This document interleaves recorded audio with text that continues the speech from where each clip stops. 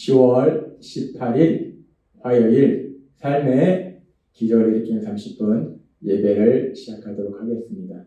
하나님께서 오늘 우리에게 주신 말씀은 요한복음 7장 1절에서 9절까지 말씀입니다. 이 말씀 제가 봉독하도록 하겠습니다.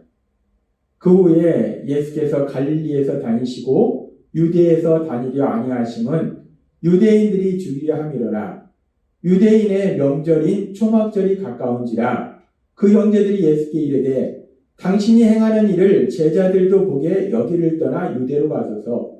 스스로 나타나기를 구하면서 묻혀서 일어난 사람이 없나니 이 일을 행하려 하거든 자신을 세상에 나타내소서 하니 이는 그 형제들까지도 예수를 믿지 아니함이로라. 예수께서 이르시되 내 때는 아직 이르지 아니하였거니와 너희 때는 늘 준비되어 있느니라. 세상이 너희를 미워하지 아니하되 나를 미워하나니 이는 내가 세상의 일들을 악하다고 증언함이라. 너는 명절에 올라가라. 내 때가 아직 차지 못하였으니 나는 이 명절에 아직 올라가지 아니하노라. 이 말씀을 하시고 갈릴리에 머물러 계시니라. 아멘. 오늘 이 시간 하나님께서 우리 주신 말씀을 듣기 전에 잠시 기도하는 시간 갖도록 하겠습니다. 하나님 아버지 감사합니다. 오늘도 연약한 저희를 사랑하셔서 저희를 만나주시고 저희가 하나님의 말씀을 들을 수 있도록 은혜 베풀어 주시니 감사합니다. 하나님 아버지 오늘 이 예배를 통해서 저희를 너무나 사랑하신 하나님, 저희를 사랑하셔서 독생자 예수님 십자가에 죽으심에 내어오신 만큼 그렇게 저희를 사랑하신 그 하나님을 만나게 하시고 그 하나님이 저희를 얼마나 사랑하신지를 다시 한번 기억하게 하셔서 그 하나님을 믿음으로 담대하게 살아가며 하나님의 기쁨이 되는 귀한 삶을 살아가는 저희 모두가 될 수 있도록 은혜 베풀어 주옵소서. 예수님의 이름으로 감사하며 기도드리옵나이다. 아멘. 요한복음 7장 1절은 이렇게 말씀합니다. 그 후에 예수께서 갈릴리에서 다니시고 유대에서 다니려 아니하심은 유대인들이 죽이려 함이로라 라고 말씀합니다.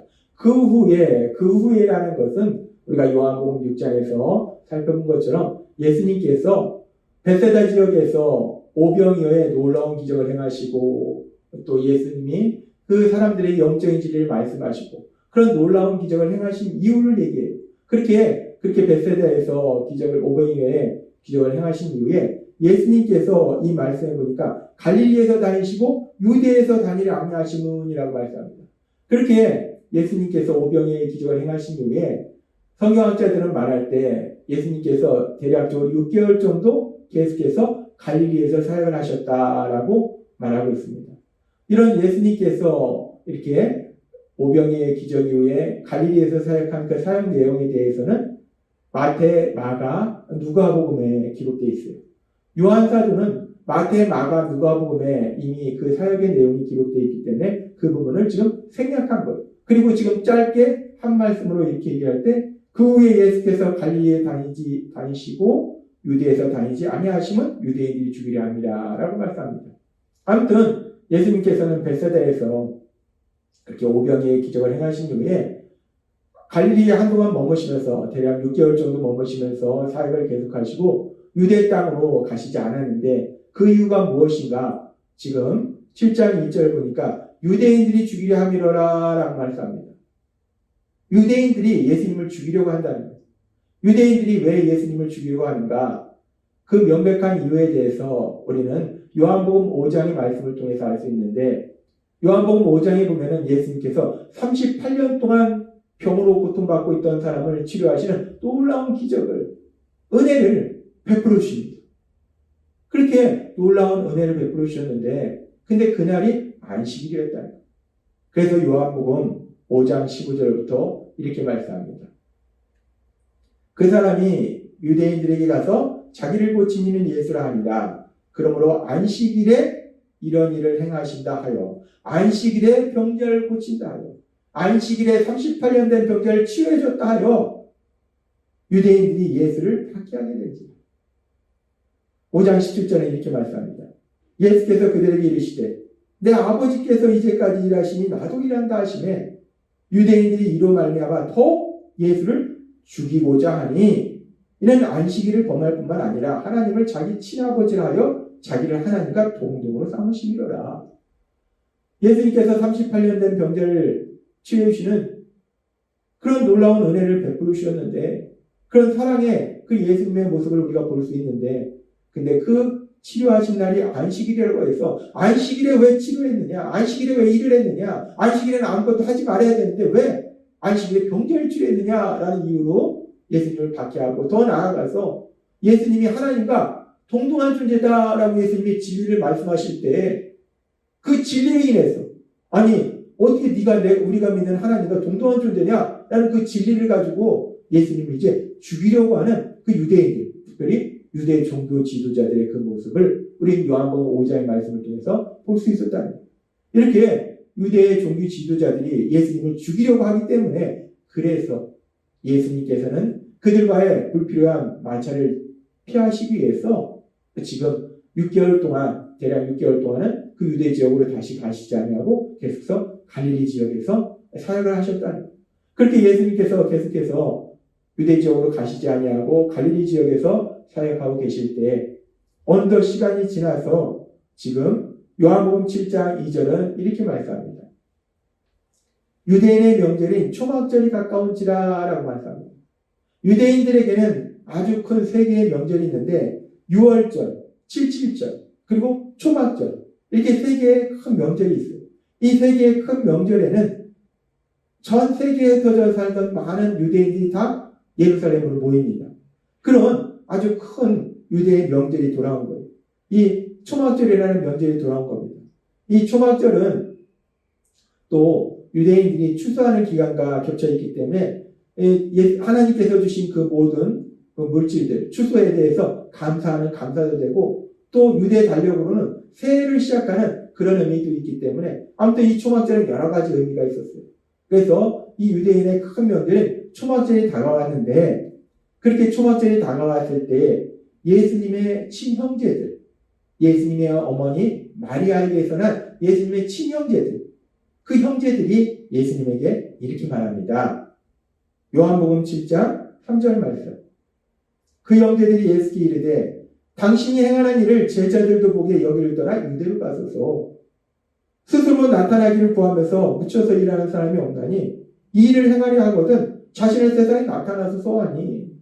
예수님의 형제들이 이제 초막절이 가까워질 때 예수님한테 건면합니다. 예루살렘으로 가서 당신을 나타내라 라고 예수님한테 건면합니다. 왜 형제들이 이런 얘기를 하는가? 예루살렘에는 보통 그 당시에 대략적으로 3만에서 4만 명 정도의 사람들이 살고 있었는데, 이런 큰 명절이 되면은 예루살렘의 인근 지역뿐만 아니라 온 세계에 흩어져 살고 있던 유대인들이 이 명절을 지키기 위해서 예루살렘에 온다는 거예요. 그래서 성경학자들 이야기라면 그 당시에는 보통 때 인구의 한 100배인 300만 또는 400만의 아주 많은 사람들이 예루살렘에 모인다라고 얘기합니다. 이 형제들은 예수님께 건면하는 거예요. 당신이 하는 그런 놀라운 역사들, 그래서 당신을 나타내라고 하든 사람들에게 당신을 인식시키려고 하든 이렇게 많은 사람들이 모이는 이 명절, 이 많은 사람들이 모일 때 그런 일들을 행하면 사람들이 당신을 더 많이 따르지 않겠는가?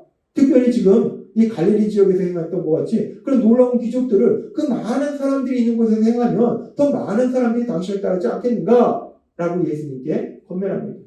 우리가 이 말씀을 가만히 들어보면 예수님의 친형제들이 예수님을 메시아이심을 믿고, 그래서 예수님이 메시아이심을 더 많은 사람들이 믿을 수 있도록 더 많은 사람들이 가서 지금 행하시는 일을 해라 라고 권면하는 것 같은데, 근데 사실 예수님의 친형제들이 이 말을 하는 것은 그런 의미가 아니라는 거예요.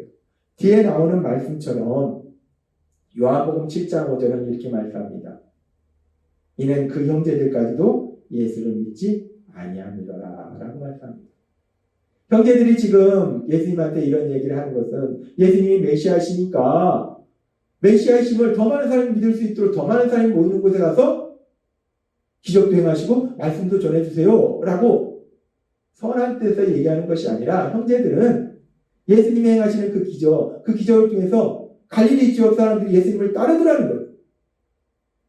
예수님이 사람들의 인기를 얻고 많은 사람들이 예수님을 추종하더라는 겁니다. 세상적으로 권력을 가질 수 있는 그런 위치로 가더라는 거예요. 그렇다면 이제 예수님이 이 갈릴리 지역뿐만 아니라 많은 사람들이 모이는 이 명절에 예루살렘에 가서 그런 기적과 그런 말씀을 전하면 더 많은 사람들이 예수님을 추종하게 될 것이고, 즉 예수님이 정치적인 메시아로 인정받을 것이고 권력을 가지게 될 것이고, 그렇다면 예수님의 친형제인 자신들도 뭔가 유익을 구하지 않을까, 유익을 얻지 않을까, 권력을 갖게 되지 않을까 하는 그런 자신들의 유익을 위해서 지금 이런 얘기를 한다는 거예요. 예수님을 메시아로 믿은 것이 아니라는 거예요. 더군다나 우리는 앞에서 살펴본 말씀처럼 요한복음 7장 1절의 말씀처럼 그 후에 예수께서 갈릴리에서 다니시고 유대에 다니려 아니하시면 유대인들이 죽이려 합니다. 유대의 종교자들이 예수님을 죽이려고 혈안이 돼 있는데 형제들도 이 상황을 알고 있었을 거예요. 유대 지역으로 가면, 예루살렘으로 가면 죽음의 위험이 있다는 거예요. 그걸 알면서도 형제들은 가서 많은 사람이 너를 따르게 해서 권력을 가지면 우리도 좋지 않겠는가.